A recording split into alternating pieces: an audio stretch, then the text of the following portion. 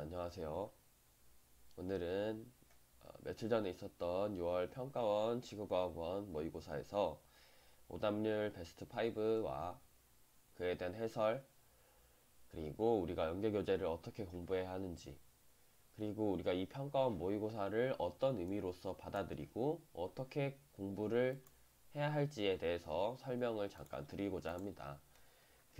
이번 모의고사 본 학생들은 알겠지만 3월, 4월 모의고사랑은 확실히 다른 난이도를 보였고요. 실제로 이걸 현장에서 푼 학생들은 시간이 부족할 정도의 압박이 있었을 거라고 생각을 합니다. 그렇기 때문에 1컷이 지금 약 41 정도로 예상이 된다라고 얘기를 하고 있고, 저도 실제로 이 문제를 풀어봤을 때 1컷이 한 41, 39에서 41 사이 정도가 나오지 않을까라고 예상을 했습니다. 이게 작년 6월 모의고사 1컷이 42였던 걸로 알고 있는데, 물론 교육과정이 달라서 문제 자체가 좀 다르긴 했지만 문제 난이도는 되게 비슷했다라고 생각해요. 그리고 생각을 많이 해야 되는 문제들이 좀 많이 나온 편이다 라는 생각이 들고, 오답률 베스트는 EBS 사이트에 나와 있는데 각각 18번, 20번, 8번, 12번, 9번 순서로 나와 있습니다. 그래서 각각 18, 28, 12, 9 이 문제들의 해설을 하고자 합니다. 그래서 문제를 보면 우선 18번 문제를 따오도록 하겠습니다. 18번 문제를 따서 이제 그림판에서 같이 보도록 할게요. 자, 18번 문제가 뭐였냐? 바로 이 문제였습니다. 잘 화면에 나올지 모르겠는데 자, 화면에 나오죠? 조금만 더 확대해 볼게요. 아이고, 너무 확대가 됐네. 자, 같이 보겠습니다. 잘 보일 거라고 생각합니다. 자, 18번 문제. 자, 이 문제 되게 많이 틀렸는데 저도 이게 오답률 1위일 거라 생각을 했어요. 사실은 20번 문제가 제일 어려웠는데 20번 문제는 찍으려면 둘 중 하나로 찍어야 됩니다. 그거 이따가 다시 설명을 드릴게요. 18번 문제는 이게 왜 오답률이 높을 것 같냐면, 기억, 태풍은 북동 방향으로 이동하고 있다 때문에 오답률이 높을 거라고 생각을 했습니다. 자, 문제를 같이 읽어보겠습니다. 북반구 해상에서 관측한 태풍의 하층 풍속 분포를 나타낸 것이다.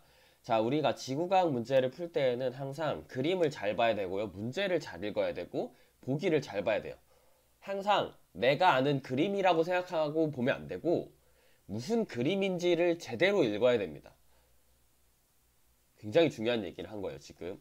18번 그림은 태풍의 하층 풍속 분포. 태풍의 하층 풍속 분포를 나타낸 것이다 라고 문제에 써 있습니다. 그 다음 단 등압선은 태풍의 이동 방향 축에 대해 대칭이다. 이 문제에 써 있습니다. 맞죠? 문제를 보면 이렇게 써 있습니다. 자, 그 다음 기억선지를 봅니다. 태풍은 북동 방향으로 이동. 태풍이 북동 방향으로 이동하고 있다 라고 얘기를 하고 있어요. 근데 우리는 자, 문제를 풀 때 이 문제를 틀린 학생들은 왜 틀렸는지를 설명하겠습니다. 태풍의 하층 풍속 분포라는 걸 까먹었고요. 밑에 단을 읽었어요. 단, 등압선은 태풍의 이동 방향의 축에 대해 대칭이다. 그리고 나서 우리가 그림을 봅니다. 그림에 10, 20, 30, 40, 50, 60, 60은 없죠. 10, 20, 30, 40, 50 요 그림이 보여요. 자, 여기 자, 펜으로 그려보겠습니다. 여기가 보입니다. 요 그림이 보여요. 이걸 지금 등압선이랑 비슷하다고 생각을 하게 됩니다. 왜냐하면 태풍은 등압선을 그려보면 이런 식으로 생겼죠. 태풍의 분포가. 그렇기 때문에 이거는 태풍 얘기다 라고, 이거는 태풍의 등압선을 얘기한 거다 라고 생각하게 됩니다. 근데 아니죠. 왜냐하면 얘는 태풍의 풍속 분포이기 때문이에요. 기억 얘기 아니고 등압선은 태풍의 이동 방향 축에 대해 대칭이라고 가정한다라는 말은 왜 있는 거냐면, 자, 더 예쁘게 태풍의 등압선을 그려봅시다. 이런 식으로 나타나겠죠? 태풍의 등압선이 이런 식으로 나타날 겁니다. 조금만 더 그려볼게요. 자, 이렇게 태풍이 있다라고 쳐볼게요. 자, 저 말은 왜 쓴 거냔 말이죠. 등압선은 태풍의 이동 방향 축에 대해 대칭이다. 이건 왜 쓴 거냐면 태풍의 이동 방향을 기억해서 묻고 있죠. 그렇죠? 그런데 태풍의 이동이 대체 뭐냐, 뭐가 태풍의 이동 방향이냐를 더 명확하게 하기 위해 설명하는 것 뿐입니다. 그래서 이동 방향이라는 건 요런 게 이동 방향이다 라고 설명하고 있는 거예요. 자, 저 단에 써있는 말은 화살표로 할게요. 자, 단에 써있는 말은 화살표보다 이게 낫죠. 자, 단에 써있는 말은 요런 것들이 태풍의 이동 방향 축이다 라는 얘기가 되는 겁니다. 그냥 어디든지 다 이동 방향이 될 수 있는데 이동 방향이라는 거는 등압선의 중심을 뚫고 지나가는 이게 태풍의 이동 방향 축이 된다. 그러니까 태풍의 이동 방향은 어디든지 될 수 있지만 태풍의 중심을 뚫고 지나가야 된다. 이 얘기를 하려고 저 단을 써놓은 거지. 지금 이 문제에서 대칭으로 만들어가지고 이렇게 지나가는 이게 태풍의 이동 방향 축이 아니다라는 얘기예요. 왜냐면 이건 등압선이 아니란 말이죠. 무슨 말인지 이해되시나요? 자, 그림에서 나타나는 건 그림은 태풍의 풍속 분포임. 풍속 분포이기 때문에 북동 방향에 나타나는 50 풍속 있죠. 얘는 그러니까 얘를 대칭으로 풍속이 분포한다는 게 절대 아니겠죠. 이걸 좀 지워볼게요. 여기 있네. 이거 다 지워지는군요. 이거 컨트롤 Z로 하겠습니다. 다 지워보면, 자, 이 그림에서 북동 방향에 나타나는 50 풍속, 요 친구 있죠? 요 친구에 대해서 대칭이라는 게 아니라 얘가 왜 나타날까 생각해야 되는 겁니다. 50 풍속 왜 나타날까? 얘가 뭐냐면 뭘 나타내는 거냐면 위험 반원을 나타내는 것이죠. 위험 반원은 태풍의 이동 방향에 대해 오른쪽에 위치합니다. 알고 있죠? 그리고 위험 반원은 풍속이 빠르다. 이런 거 알고 있잖아요. 그러니까 태풍은 북서 방향으로 이동하고 있으며 북서 방향에 대해 오른쪽이 풍속 50 이상으로 높게 나타나는 게 그림에 나타나는 것이다. 이렇게 문제를 해석해야 된다는 겁니다. 무슨 말인지 아시겠나요? 조금 내용이 어려울 수 있습니다. 그러니까 우리는 저 단에 써있는 등압선이랑 그림에 나와있는 풍속이랑은 다르다라는 거를 인지를 해야 되는데 아무 생각 없이 이게 풍속이라는 글을 읽었다가도 바로 까먹고 이게 압력인가? 등압선은 대칭이니까 북동방향 오케이 라고 해버리면 틀린다는 거죠. 기역선지 어려웠던 거고요. 니은선지 설명하겠습니다. 태풍 중심 부근의 해역에서 수온 약층의 차가운 물이 용승. 자, 이거는 잠깐만 제가 수능 특강에 가겠습니다. 자, 수능 특강에서 제가 본문을 따올 건데 이걸 따온다는 거는 나왔다라는 거겠죠. 분명히 기출이 됐었던 거고요. 이거는 모른다라고 얘기를 하면 안 됩니다. 사실 이거는 어디서 배우냐면 그 대기와 해양의 상호작용 그 파트에서 우리가 배우는 용승과 침강 있죠. 용승과 침강에서 배웁니다. 그림을 캡처를 해오겠습니다. 잠시. 자, 수능특강 120페이지에 있는 내용입니다. 자, 수능특강 120페이지에서 뭘 배우냐면 말이죠. 수능특강 120페이지에서 연한 용승, 적도 용승, 그 다음에 저기압, 고기압 용승과 침강을 배웁니다. 자, 선생님이 아까 얘기를 했었죠. 우리가 어떻게 공부를 해야 될지 설명을 하겠다. 자, 니은 선지는 수특 설명에 대해서 보면 당연히 용승하는 게 맞습니다. 왜냐하면 태풍이라는 건 하나의 저기압입니다. 그리고 저기압성 바람이 불면 저기압성 바람이 불면 발산으로 인해서 수온약층이 용승을 합니다. 수능 특강에 그대로 나와 있는 그림이죠. 맞죠? 우리는 수특 문제를 풀어서 맞추는 게 목표가 아니고요. 수특에 나와 있는 그림이랑 잠깐 설명하겠습니다. 수특에 나와 있는 그림, 수특에 나와 있는 개념 파트 그림, 문제 파트 그림 완벽 이해해야 합니다. 완벽하게 이해한다면 수특에 나와 있는 개념 파트, 문제 파트 그림을 내가 완벽하게 봤다, 이해했다라고 한다면 이번 시험에서 만점은 몰라도 1등급은 무조건 받을 수 있습니다. 왜냐하면 이번에 어려웠던 문제들이 거의 다 연계예요. 수특에서 이 개념을 설명할 수 없었던 문제가 거의 없습니다. 아시겠죠?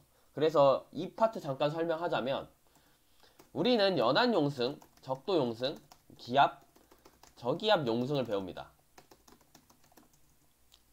연한 용승과 연한 침강은 굉장히 잘 알고 있어요, 친구들이. 적도 용승도 이해가 됩니다. 저기압에서 용승이 일어난다. 자, 저기압에서 용승이 일어납니다. 그런데 잘 이해하셔야 되는 게 뭐냐면 북반구에서는 용승이 일어납니다. 그럼 남반구에서 물어봅니다. 남반구에서는 어떻게 돼요? 남반구에서도 용승이 일어납니다. 이걸 굉장히 틀릴 수가 있어요. 왜냐하면 이 생각을 안 하고 문제를 풀다가 그러면은 이번에 연계가 됐습니다. 맞죠? 이번에 6월 모의고사에서 수특 연계가 돼서 태풍이 불면 태풍 아래에서는 용승이 일어난다. 그런데 문제에서는 북반구라고 줬단 말이에요. 그러면 학생들이 어떻게 외우냐면 북반구 태풍에서는 용승이 일어나는구나. 근데 문제에서 이제 9월 모의고사나 수능에서 문제가 나올 수 있습니다. 남반구 태풍을 물어봐요. 갑자기 태풍이 사실 남반구에서 태풍을 잘 내기는 어렵긴 합니다. 하지만 어찌됐건 태풍이 아니더라도 남반구에서 저기압이 위치한다라고 얘기를 한 다음에 여기서 용승이 일어나냐 침강이 일어나냐 물어볼 수 있습니다. 그러면 남반구에서도 마찬가지로 용승이 일어납니다. 이게 굉장히 복잡합니다. 자, 남반구에서 용승이 일어난 이유가 뭐냐면 우리가 저기압에서는 시계 반대 방향으로 바람이 분다라고 얘기를 하잖아요. 그런데 그건 북반구 기준이고 남반구에서는 시계 방향으로 바람이 붑니다. 저기압에서는 여기까지 이해되시나요? 그런데 에크만 수송의 방향은 북반구 기준으로 이동 방향의 오른쪽 90도입니다. 하지만 남반구에서는 이동 방향의 왼쪽 방향의 90도입니다. 따라서 에크만 수송의 방향이 똑같아집니다. 남반구에서도. 남반구 저기압입니다. 여기 가려놨네요. 잠깐 보겠습니다. 자, 남반구 저기압에서는 지금 요렇게 용승을 하게 되면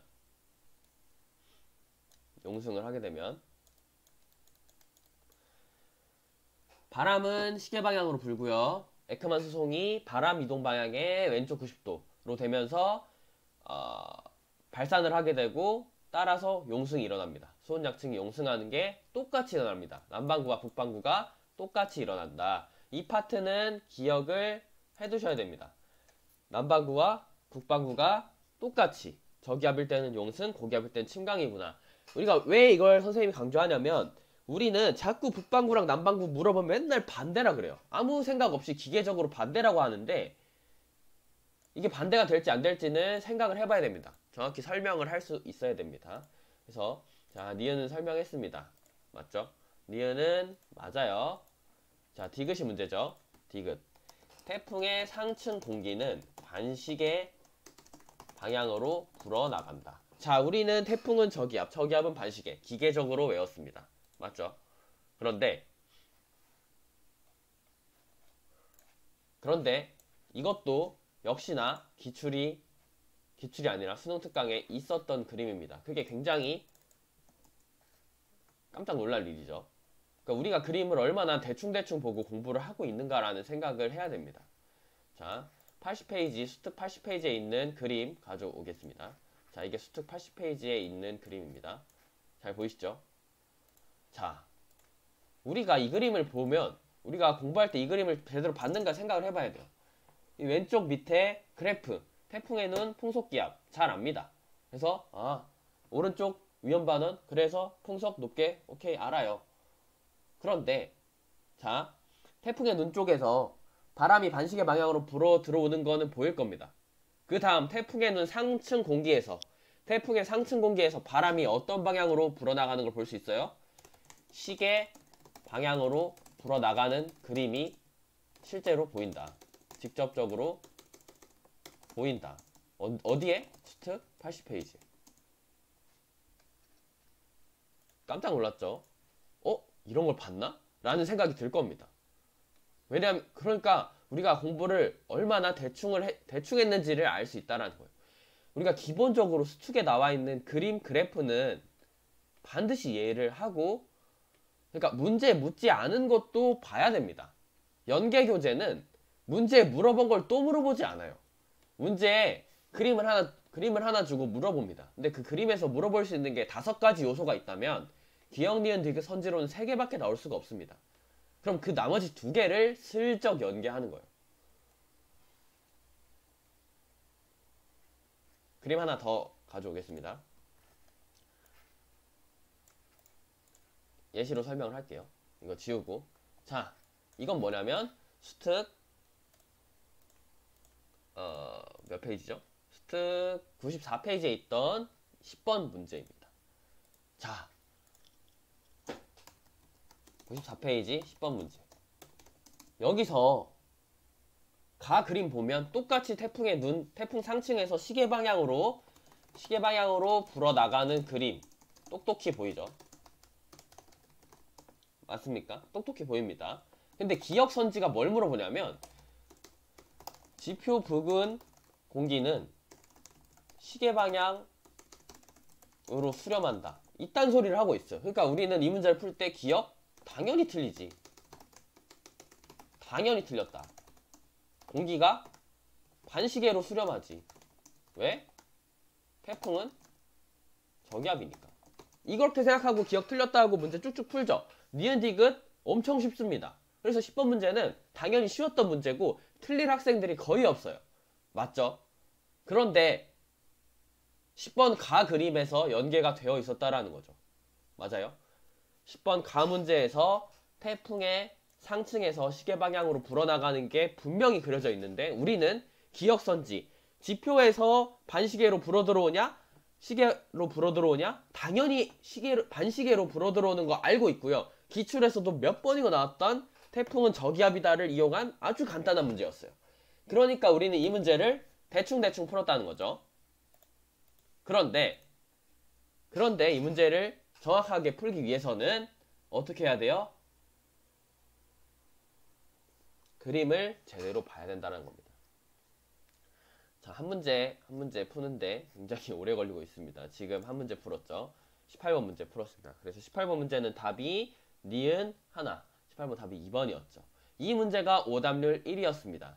이 문제가 오답률 1위였던 이유는 뭐냐면 기역을 헷갈려서 기역 니은을 한 친구들도 많을 거고요. 디귿을 대충 생각해서 니은 디귿을 한 친구들도 많을 겁니다. 그렇기 때문에 이 문제의 오답률이 제일 높았을 수밖에 없는 거예요. 이 문제 답이 2번이 19.6%인데 4번이 29.1%, 5번이 19.2%입니다. 즉 북동방향이 제일 많았고 북동방향으로 생각한 오답이 제일 많았고 시계방향으로 불어나가는 오답도 많았다라는 거죠. 그래서 정답은 2번이 되겠습니다. 자, 18번 문제. 이 문제 하나 푸는데 지금 막 수특 끌어오고 뭐 끌어오고 다 난리가 났습니다. 이게 오답률 1이었고요. 그 다음 20번 문제 오답률 2 같이 보도록 하겠습니다.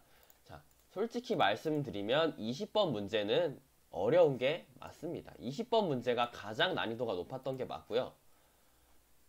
20번이 2위 맞죠? 자, 20번 오답률 2위, 난이도 베스트. 자, 문제가 어렵다고 해서 오답률이 높다는 건 아닙니다. 우리가 항상 그런 착각을 하게 되는데 문제가 어렵다고 오답률이 높진 않아요. 자, 20번 문제는 정답이 4번이었는데 가장 높은 오답이 1번입니다. 4번 니은 디귿이 답이고 1번 기억이 오답률 1. 그러니까 픽 1이라는 거죠. 정답을 제외하고 픽 1이라는 겁니다. 자, 그런데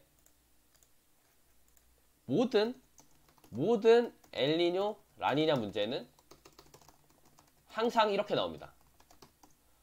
즉 기억이 답이면 니은 디귿이 답 1이 오답 1이고 뭐 니은이 답이면 기억 디귿이 오답 1이어야 됩니다. 근데 이거는 항상 그래야 돼요. 근데 이번 문제는 살짝은 다를 수 있겠지만 이번 문제도 마찬가지입니다. 자, 설명드릴게요. 왜? 그리고 20번 문제가 오답률이 1위가 아닌 이유. 왜 얘가 그나마 정답률이 높았냐? 얘는 2개로 찍어야 된다라고 설명을 드렸어요. 자, 문제 해석 전에 선지부터 보겠습니다. 동태평양에서 두꺼운 저군형 구름의 발생 감소 라고 하고 있죠. 맞아요. 선지에서 그렇게 써 있습니다. 동태평양에서 두꺼운 저군형 구름의 발생이 감소하고 있다. 자, 이게 무엇에 대한 설명이냐? 뭐에 대한 설명이냐면 라니냐에 대한 설명입니다. 이거는 엘니뇨 라니냐 개념을 정확히 알고 있는 친구들은 이해할 수 있어요. 라니냐 때는 동태평양에 가뭄 등의 피해가 나타나는 고기압이 위치하기 때문에 비가 안 온다. 즉 구름이 안 생기겠다 라는 걸 알 수 있죠.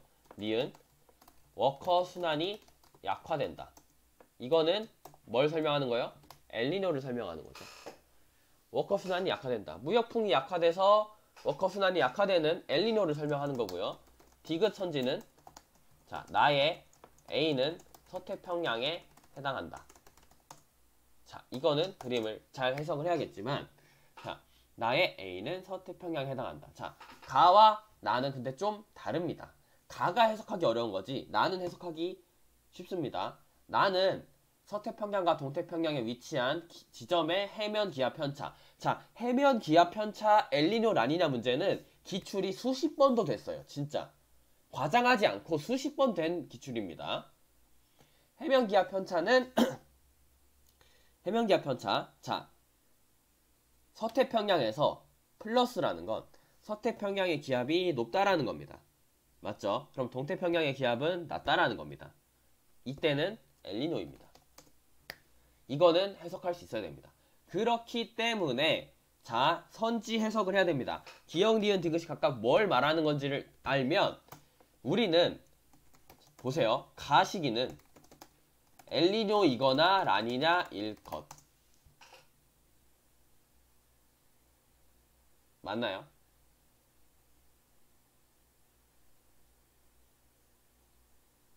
맞습니까? 자, 가의 시기는 엘니뇨이거나 라니냐일 것입니다. 그러면 엘니뇨면 기억이고요. 라니냐면 니은 디귿입니다. 기억과 니은 디귿을 제외한 2번, 3번, 5번을 고른 학생들은 이해를 못하고 있는 거예요. 엘니뇨, 라니냐 문제를 이해를 못하고 있는 겁니다. 엘니뇨와 라니냐에 대한 기본적인 이해만 하더라도 1번 아니면 4번으로 찍어야 돼요. 특히 엘니뇨, 라니냐 문제에서는 기억, 니은, 디귿이 답이 되기가 굉장히 어렵습니다. 제가 지금까지 본 문제에서 기억, 니은, 디귿이 답인 문제가 없었던 것 같아요. 무슨 말인지 아시겠죠? 왜냐하면 기억, 니은, 디귿 선지가 모두 엘니뇨거나 모두 라니냐일 수가 없어요. 그러면 기역, 니은, 디귿이 만약에 답이면 반대로 생각한 친구는 답이 없어야 돼요. 아무것도 맞는 게 없는데? 그럼 문제가 좀 이상하지 않을까요? 그렇기 때문에 하나는 답을 걸쳐놔야 됩니다. 엘니뇨가 하나건 라니냐가 하나건. 그렇기 때문에 이 문제는 기억 아니면 니은 디귿을 찍어야 되고, 기억 니은 디귿은 절대 찍으면 안 돼요. 알겠죠? 그래서 엘니뇨 라니냐 문제가 아무리 어렵게 나와도 오답률 1위를 가져가기가 쉽지가 않습니다. 오답률 1위는 그냥 얼핏 잘못 생각해서 한 가지가 보너스로 들어올 때 오답률 1위가 됩니다.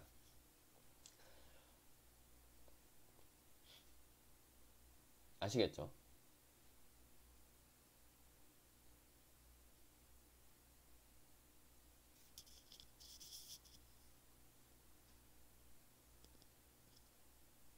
맞나요?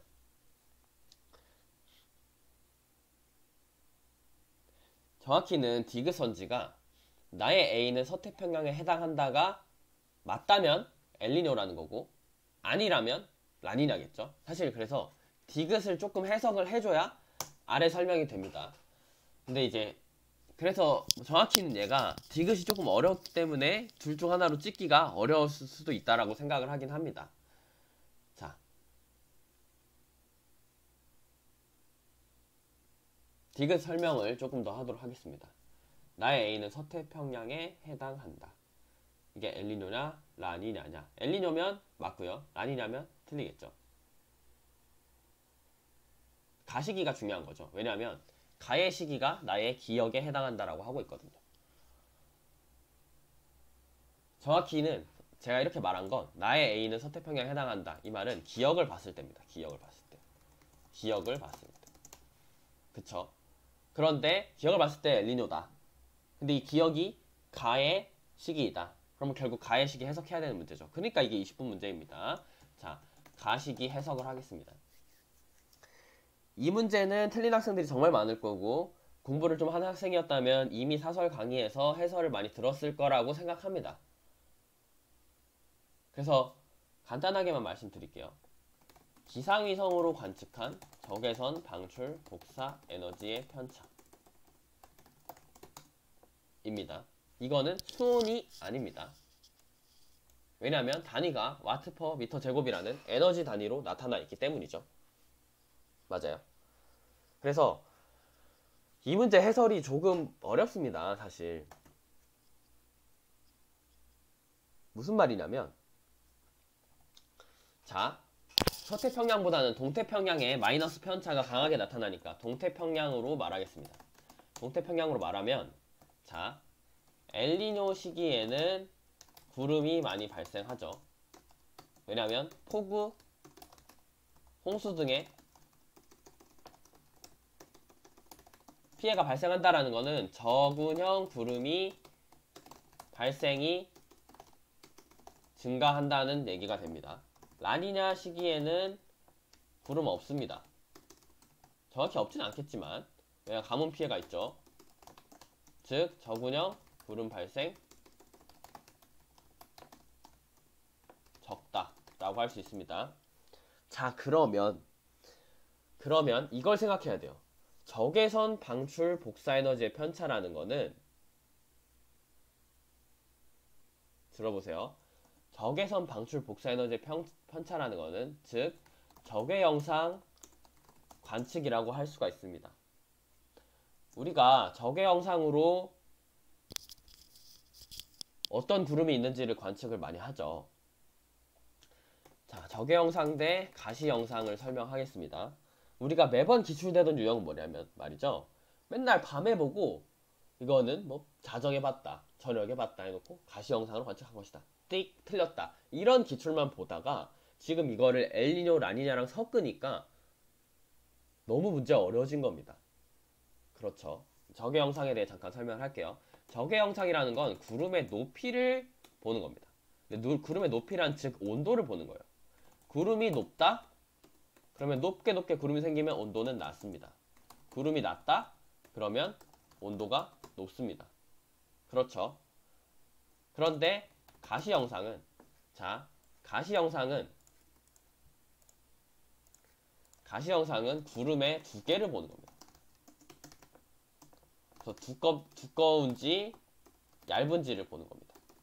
그래서 두꺼울 때는 흰색이고요.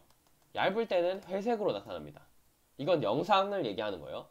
적외 영상은 구름이 높을 때, 온도가 낮을 때 흰색으로 나타나고요. 구름이 낮을 때, 온도가 높을 때 회색으로 나타납니다. 이런 적외 영상과 가시 영상을 비교하는 내용은 교과서든 수특이든 다 나와 있습니다. 맞죠? 그러면 우리가 여기서 파악해야 되는 건 색깔도 아니고요. 이게 끝입니다. 구름이 높으면 온도가 낮다라는 겁니다.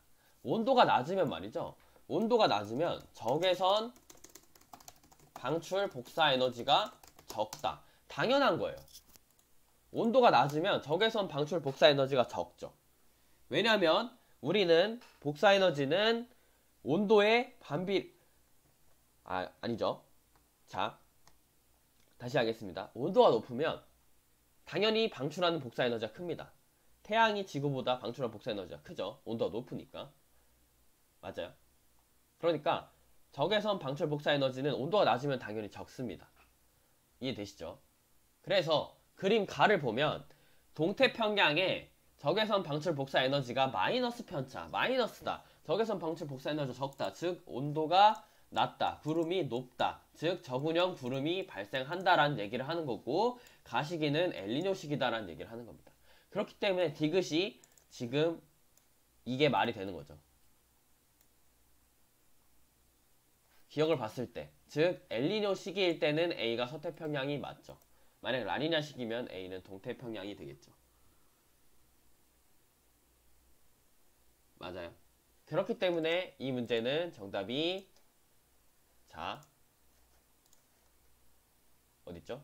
기억, 니은 디귿 중에 니은 디귿이 답이 되는 겁니다. 근데 이 문제는 대부분이 1번을 고른 친구들이 라니냐라고 생각을 했고, 라니냐라고 생각하는 이유는 그냥 기상위성으로 관측한 적외선 방출 복사에너지 편차를 안 보고요. 그냥 대충 이게 수온 편차라고 생각을 한 겁니다. 그래서 마이너스 보고 동태평양 마이너스 수온 오케이 라니냐 해서 기억 니은 디귿 해석하고 1번 간 겁니다. 맞죠? 맞죠? 그런데 이 문제는 위성으로 관측한 에너지 편차, 즉 구름의 온도를 얘기를 했다라는 거죠.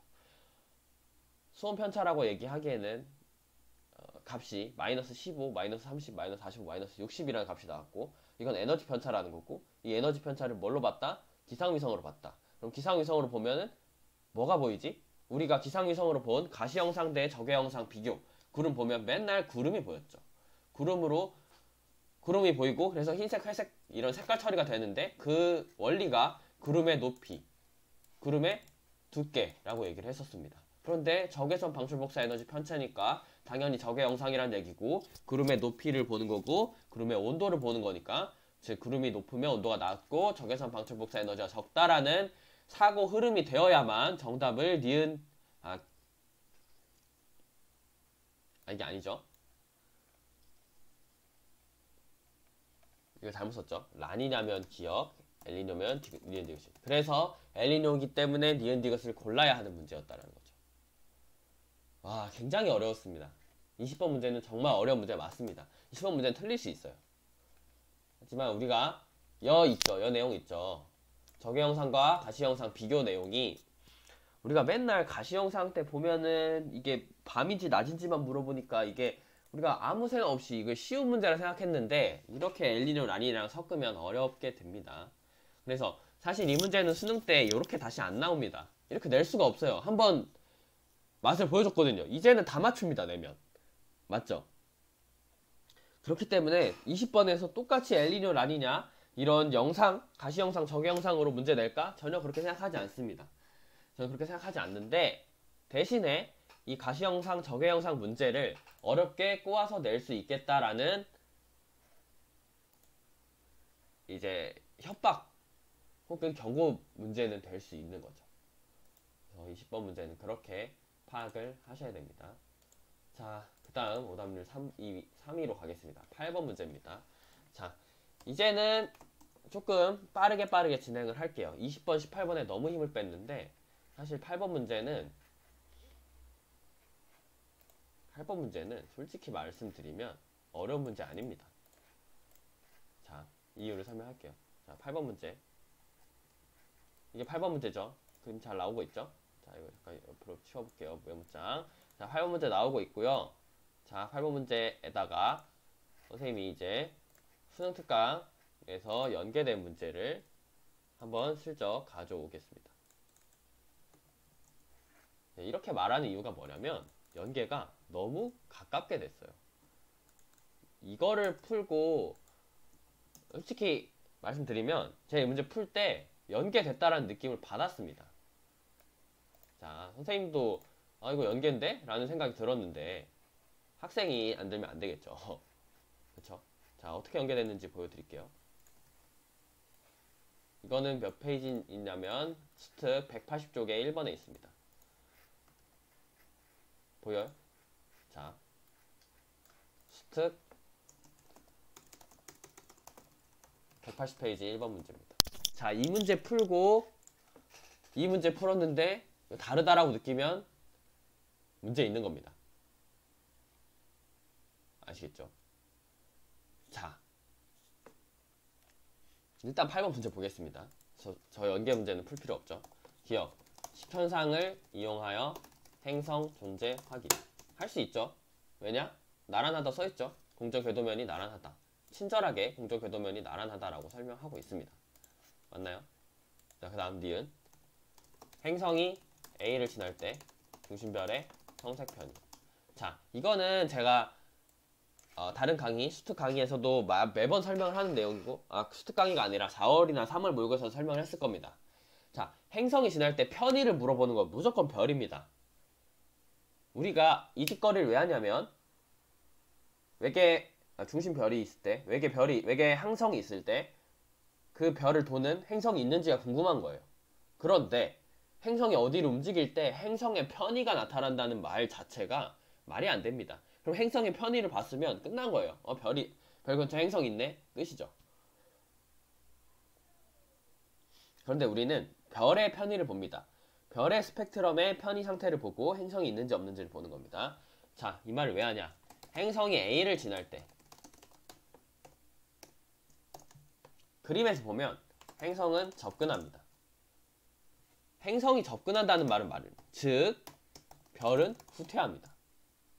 맞죠? 이 문제 이 파트를 제대로 이해하고 있는 학생들은 이 말 무슨 말인지 알 거예요. 행성이 접근하면 당연히 별은 후퇴해야 됩니다. 왜냐하면 공통 질량 중심을 중심으로 공전하니까 서로 반대 방향으로 이동을 하게 되죠. 별이 후퇴하면 무슨 편이에요? 적색 편의가 나타납니다. 즉 니은은 틀렸죠. 자, 디귿이 문제입니다. 중심별 파장 변화 크기는 A를 지날 때와 A' 지날 때 2배이다. 무슨 말이지 이게? 무슨 말이지? 무슨 말이에요? 자, 무슨 말이냐?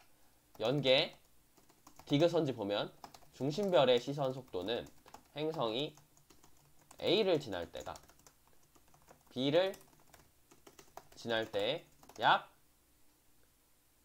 쓸 수가 없네요. 자, 2분의 루트 2배이다. 이 문제 답이 뭐죠? 이거 틀렸죠? 뭐예요? 루트 2배이다. 루트 2배죠. 이 문제를 푼 학생들은 알 겁니다. A를 지날 때는 당연히 빠르죠. 왜냐하면 A를 지날 때는 시선 속도 방향으로만 움직이니까요. B는 45도 관계에 있으니까 당연히 1대1대 루트 2 생각할 수 있습니다. 맞죠? 자, 그런데 이번 문제가 어려웠던 이유는 뭐냐면 30도가 나왔기 때문에. 자, 그림으로 보겠습니다. 그림으로 같이 이해해 보도록 하겠습니다. 자, 이 그림만 필요하죠. 그래서 그림 좀 확대해 봤습니다. 아이고, 메모장 잠깐 치워볼게요. 메모장을 잠깐 가려보고, 자, 이 문제로 보겠습니다. A를 지날 때와 A'을 지날 때를 비교하고 있습니다. 자, A를 지날 때는 이쪽 방향으로 이동하죠. 맞나요?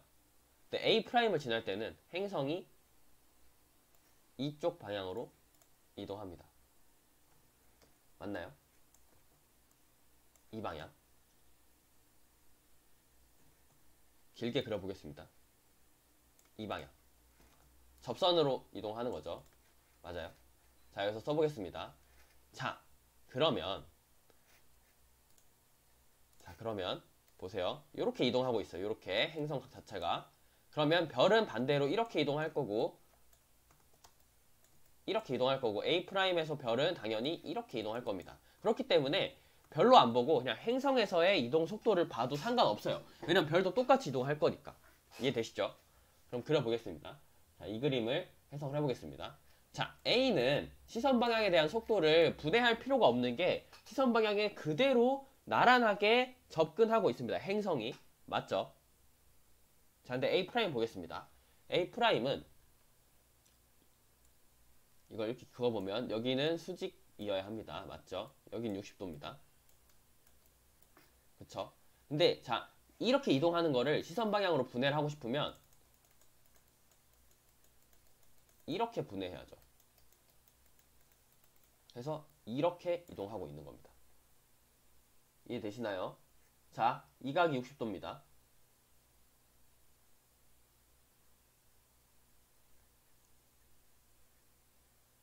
자, 요 각이 60도예요. 그러면 이렇게 선을 그리면 여기도 60도고요. 여기가 30도입니다. 여기가 60도고요. 이게 수학적인 감각이 있으면 바로 보이는데 그렇지 않을 수 있습니다. 물론. 맞죠? 그러면 자, 이게 우리가 궁금한 벡터 값입니다. 이 값이 궁금해요. 맞아요? 그러면 지금 이렇게 이동하고 있을 때 그럼 얘랑 얘를 더했을 때 이렇게 이동한 건데 그럼 요게 궁금합니다. 요게 얘 어떻게 구해요? 이거에 뭘 곱해야 되죠? 코사인 60을 곱해야 이게 될 겁니다.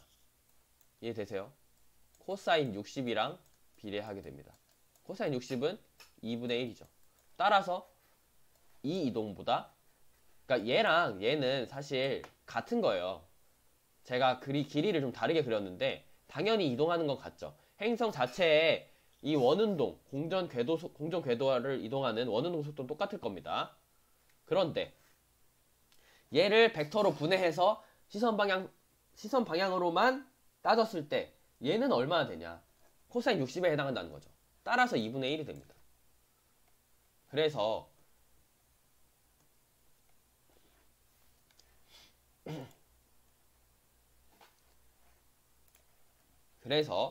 파장 변화 크기는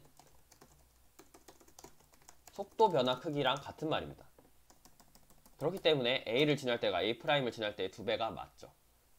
2분의 1이니까 A'이. 자, 여기서 연계될 수 있는 거 잠깐 말씀드리겠습니다. 자, 파장 변화 크기라는 거는 플러스든 마이너스든 상관없는 말입니다. 파장이 플러스가 되든 마이너스가 되든 상관없어요. 무슨 말이냐? 자, 행성이 A를 지날 땐 말이죠. A를 지날 때는 행성이 A를 지난다는 건 별은 멀어집니다. 별이 멀어진다. 즉 적색 편의가 나타난다. 즉 파장 변화는 플러스죠. 파장이 길어진다는 겁니다. 근데 행성이 A'을 지날 때는 별은 가까워집니다.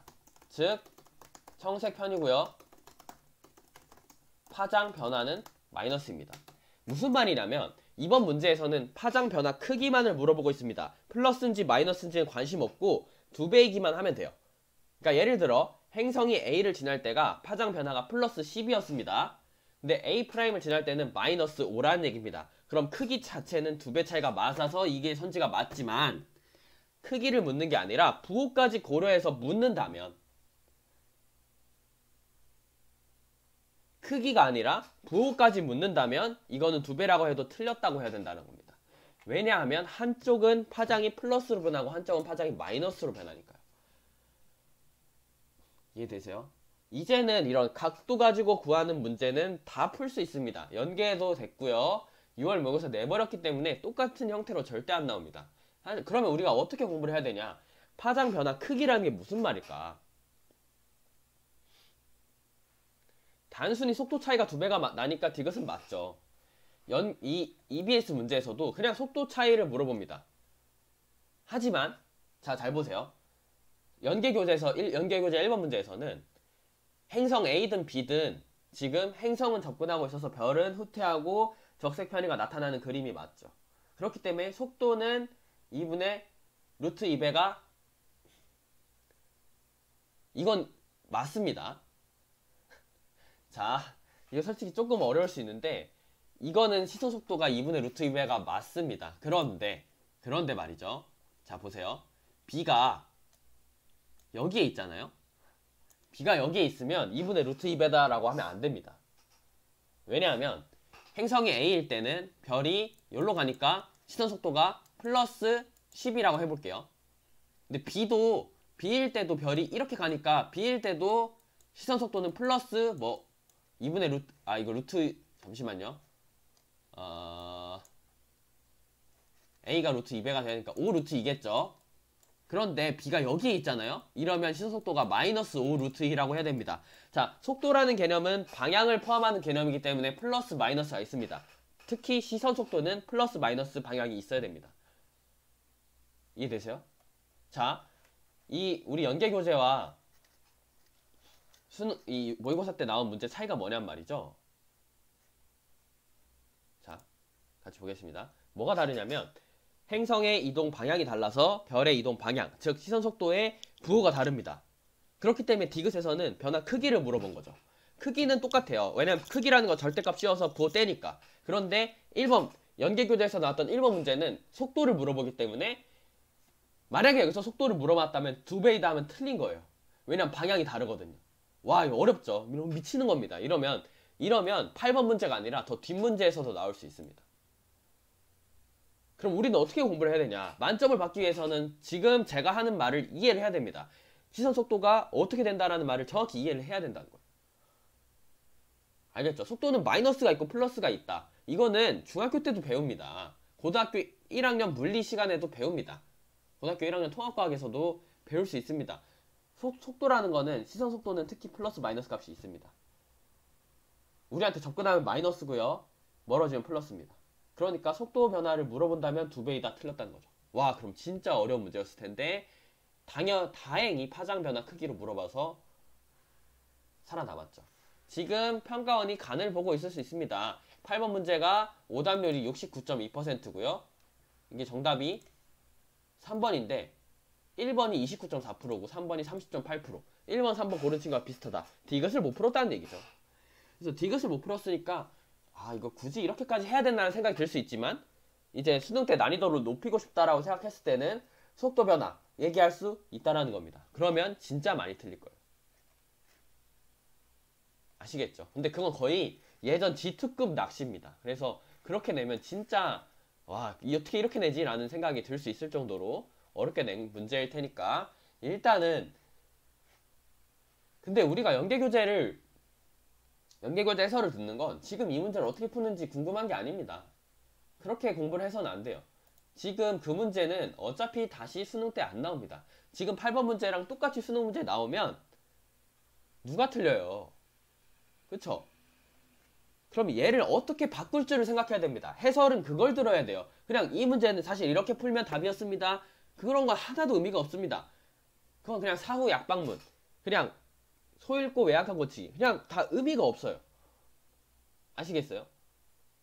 지금 여러분은 1등급을 목표로 하고 만점을 목표로 공부를 해야 되는데 그냥 얘는 이렇게 푸는 거였대. 얘는 저렇게 푸는 거였대. 그걸 몰랐네. 그러면 수능 때도 수능 끝나고 이건 이렇게 푸는 거였네. 이럴 건가요? 수능 때는 이건 이렇게 푸는 거야 라고 내가 확신을 가지고 풀어야 됩니다. 그러기 위해서는 6월 모의고사 때 다루지 않았던 내용을 얘기를 해야 된다는 거죠. 이런 식으로 해설을 들어야 됩니다. 그냥 이건 이렇게 푸는 거고 이건 저렇게 푸는 거고 여러분 수고 많으셨고 뭐 9월 모의고사 때 어쩌고 그 다음에 6월 모의고사 이렇게 나왔으니까 이제 어렵게 나올 거고 그러니까 제 강의 들으세요. 이런 형태의 해설 강의는 필요 없어요. 그거 들을 거면 그냥 그 강사가 말하는 대로 그 강사분 해설이 아니라 강의를 들으세요. 강의 때는 어려운 얘기를 다 할 겁니다. 근데 해설 자체를 듣는 데 의미는 이런 데서 찾아야 된다라는 거예요.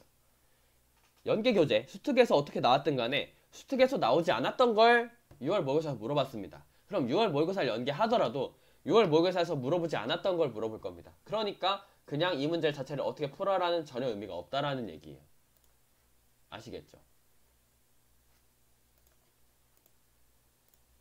그 다음 8번 문제 다음은 12번이죠.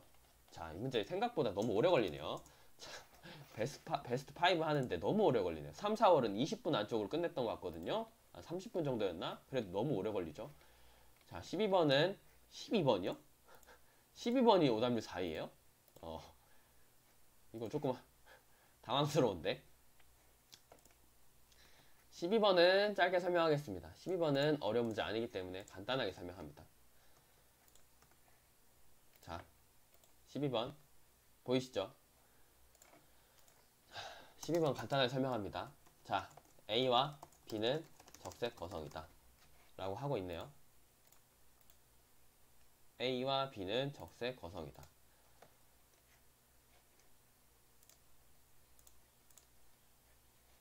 A와 B가 왜 적색 거성이죠? 자, B는 적색 거성 맞습니다. 왜? 표면 온도 낮아요. 광도가 커요. 맞죠? A가 문제입니다. 우리는 주계열성 다음은 무조건 적색 거성, 주계열성 아니면 적색 거성이라 생각하는데 아닙니다.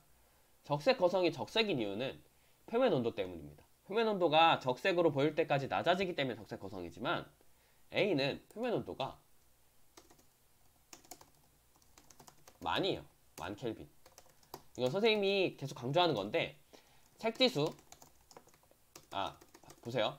분광형 A0 색지수 0 그 다음에 만 켈빈 표면 온도 만 켈빈이랑 흰색 얘네는 다 묶어서 암기해야 됩니다. 이해되세요? A0 색지수 0 만 켈빈 흰색 그 다음에 H1 흡수선 이거는 한 가지 특징이에요. 딱 얘가 그 분광형에서 나오는 한 가지 특징이기 때문에 이걸 한꺼번에 암기해두세요. 자, 그러면 얘는 별 A는 표면 온도가 만 켈빈이기 때문에 흰색입니다. 흰색이 어떻게 적색 거성이 되나요? 광도는 커요. 그러니까 거성이 맞습니다.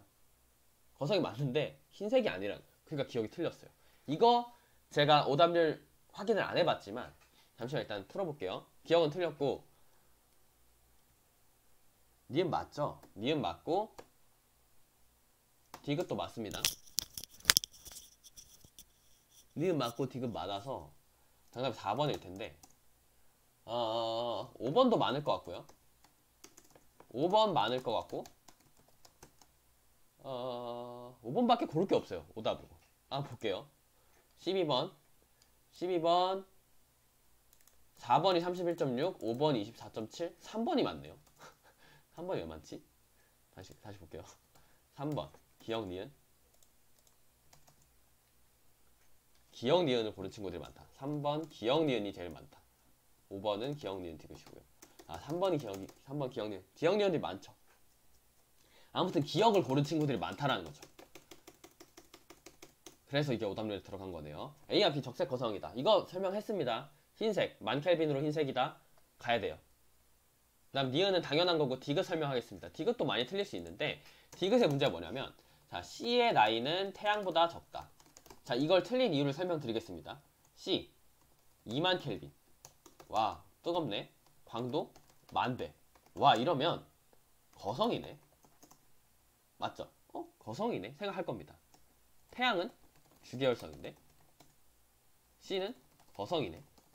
거성이 아무리 그래도 주계열성보다 나이 많지. 이 사고 과정으로 디귿을 틀리다고 한 거죠. 맞아요? 디귿이 틀리다는 거죠. 그러니까 3번을 고른 거죠. 아니죠, 근데. 디귿이 왜 틀려요? C의 나이가 태양보다 적다.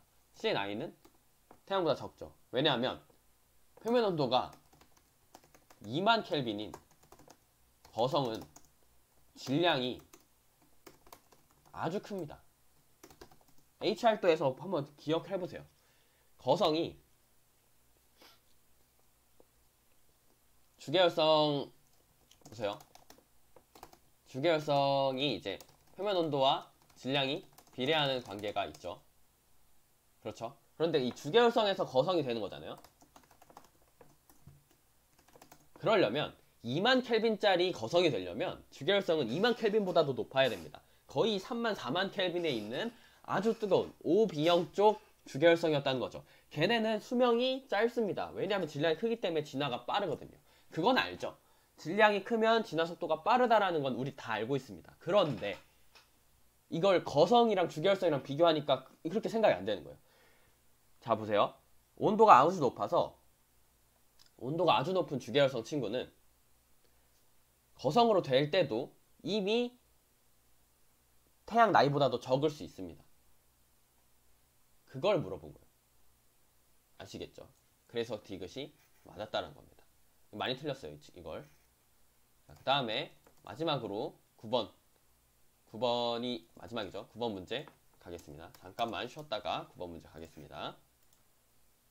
자, 9번 문제 풀어보겠습니다.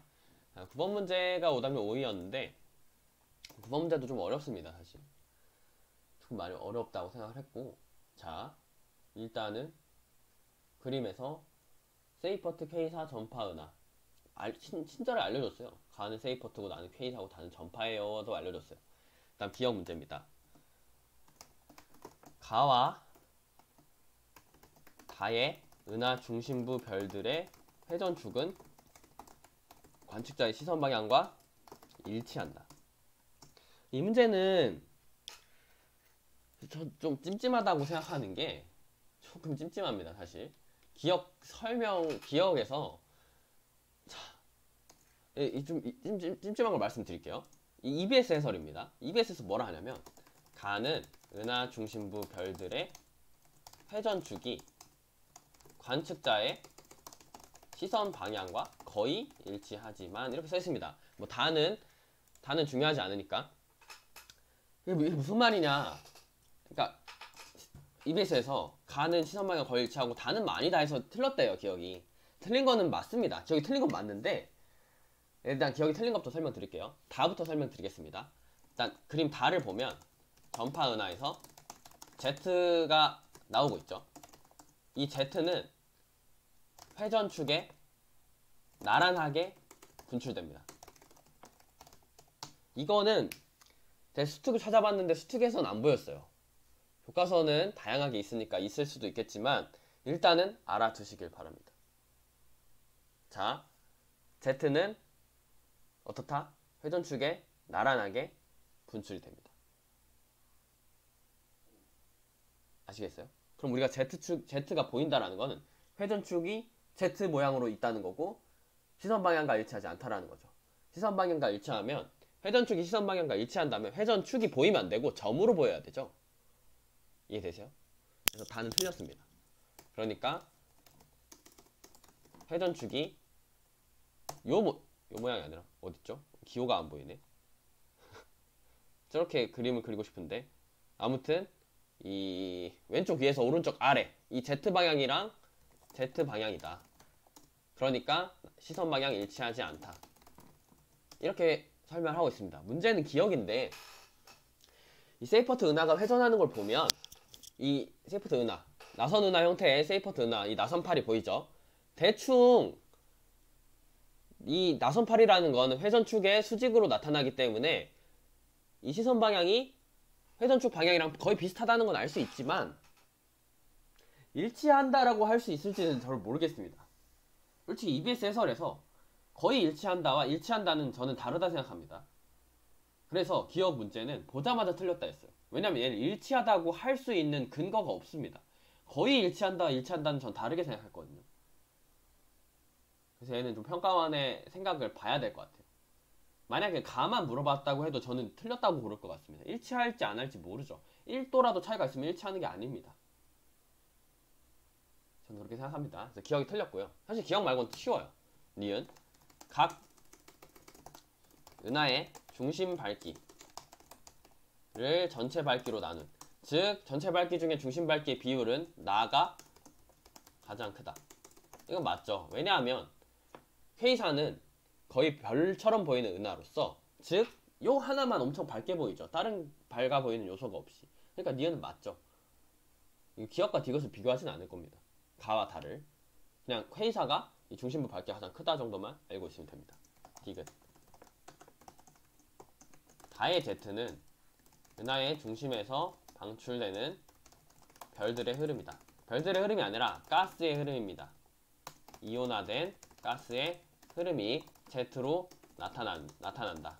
알아두시길 바랍니다. 이거는 수특에 있었던 것 같아요. 수특 한번 보겠습니다.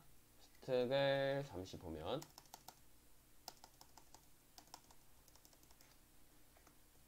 자, 외부나 우주 팽창. 자, 은하에서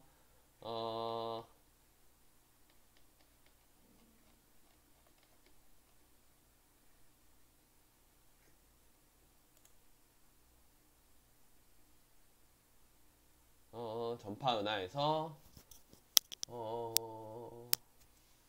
이게 별이 아니다. 뭐 이렇게 안 써 있는데 문제는 있었던 것 같은데 잠깐 같이 보겠습니다.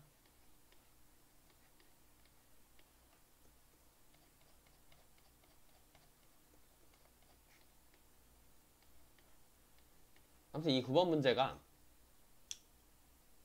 조금 찜찜한 게 있긴 합니다. 저 기억선지 해설 때문에 좀 찜찜한데 이게 맞다라고 봐야 되는지 틀리다고 봐야 되는지 솔직히 좀 찝찝해요.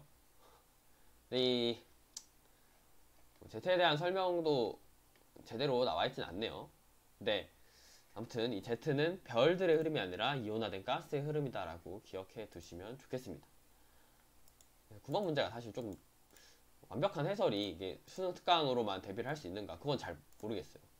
그거는 뭘 보고 공부를 하라는 걸까? 교과서엔 있을 수도 있을 것 같지만 9번 빼고는 사실은 다 수특을 제대로 공부하면 맞출 수 있습니다. 그러면 47점이고 100분위가 99로 나오겠죠. 와, 근데 사실 이 오답률 5개 있죠. 18, 28, 12, 9. 이 5문제 푸는데 1시간 걸렸다는 거는 문제만 푼 건 아닙니다. 문제만 푼 건 아니고 어떻게 공부를 해야 될까를 설명을 드렸는데 이번 6월 평가는 사실 정말 어려웠고 많은 어려움을 겪은 학생들이 많을 거라 생각합니다. 그래서 어떻게 공부를 해야 되는가 그에 대한 설명을 많이 드렸던 거고요.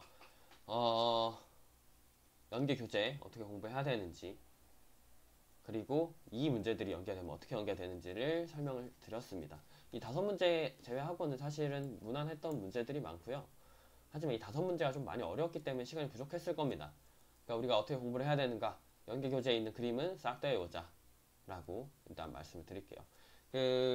수능 완성도 문제 풀이를 하고 싶지만 시간적 여유가 좀 없는 것 같아서 나중에 수능 직전에 수능 특강 수능 완성에서 핵심으로 봐야 되는 그래프 그림을 한 번은 설명을 드리고자 해요. 그래서 그 그래프 그림을 어떻게 해석할 것인가 어떻게 연계될 수 있는가 이런 내용 준비할 테니까 그때까지 공부 열심히 하시고 6월 모의고사 이걸로 자기 위치를 정확히 알고 이제 겸손해지면서 어떻게 지구과학 공부해야겠다라는 마음을 다질 수 있는 기회로 삼았으면 좋겠습니다. 긴 강의 듣느라 수고하셨습니다.